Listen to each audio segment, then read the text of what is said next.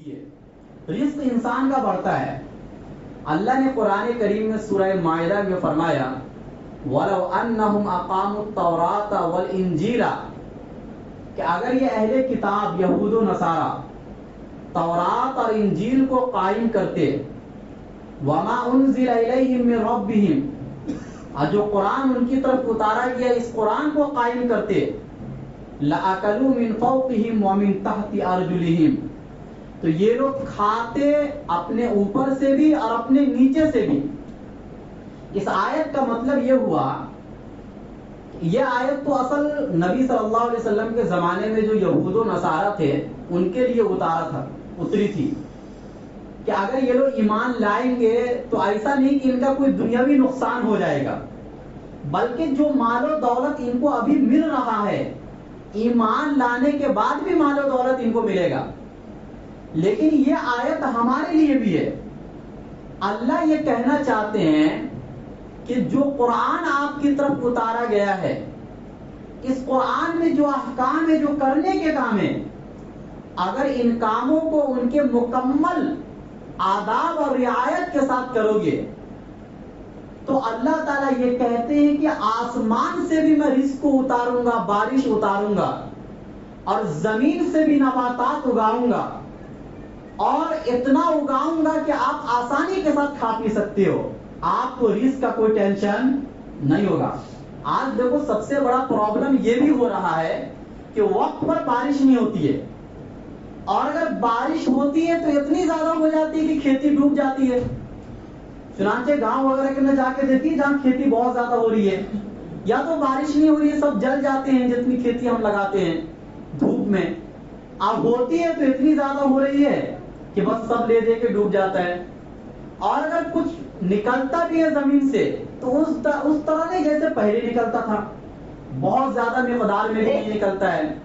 وہ مزے بھی نہیں ہوتے ہیں جو پہلے ہوا کرتے تھے۔ یہ سب ہمارے گناہوں کی نحوست ہے۔ اللہ فرماتے ہیں کہ اگر تم قائم کرو گے، دیکھو اللہ نے یہ نہیں کہا صرف عمل کرو گے، قیام کو ایک مثال سے سمجھو، ایک دیوار ہے، یہ دیوار جب تک سیدھی ہے تو ہم کہیں گے کہ یہ دیوار قائم ہے، اگر دیوار ٹیڑھی ہو گئے ایسے یا ایسے تو آپ اس کو کبھی کہو گے یہ دیوار قائم ہے، بلکہ یہ تو گرنے کے قریب ہے۔ کوئی کھمبا آپ لگاتے ہو کسی چھت کو قائم کرنے کے لیے تو کھمبا کا سیدھا ہونا ضروری ہے،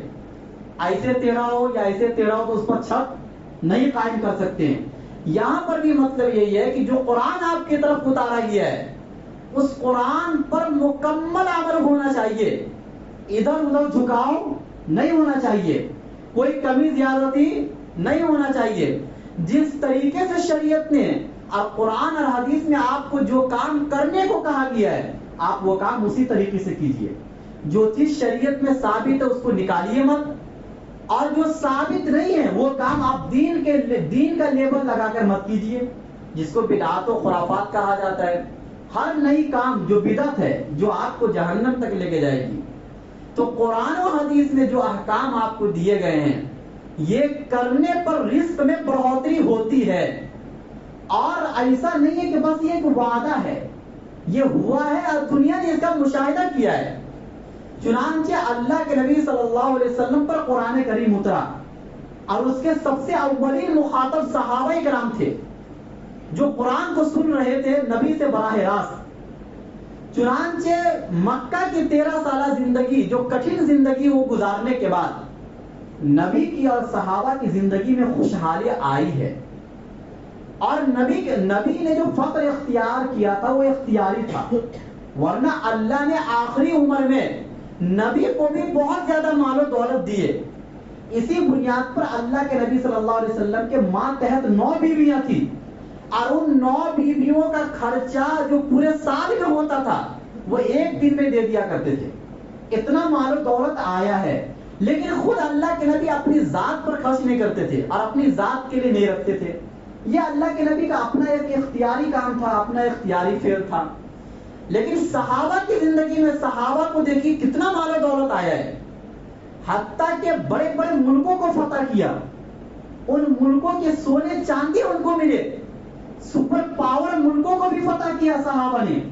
اللہ نے بہت دیا ہے، جو وعدہ اللہ نے ان سے کیا تھا کہ آپ اگر قرآن و حدیث کو قائم کرو گے، قرآن و حدیث پر عمل کرو گے تو اتنا رزق دوں گا کہ آپ اس کا اندازہ نہیں لگا سکتے ہیں۔ یہ دنیاوی فائدہ ہے، اخروی فائدہ تو بعد میں ملے گا، اور وہ تو صحابہ کو ملے گا ہی۔ آج ہم لوگ پریشان ہیں، اور حالانکہ پہلے سے زیادہ رزق کی بڑھوتری آج ہے، پہلے سے زیادہ وسائل آج ہیں، پہلے سے زیادہ مشینیں رزق کے آج ہیں،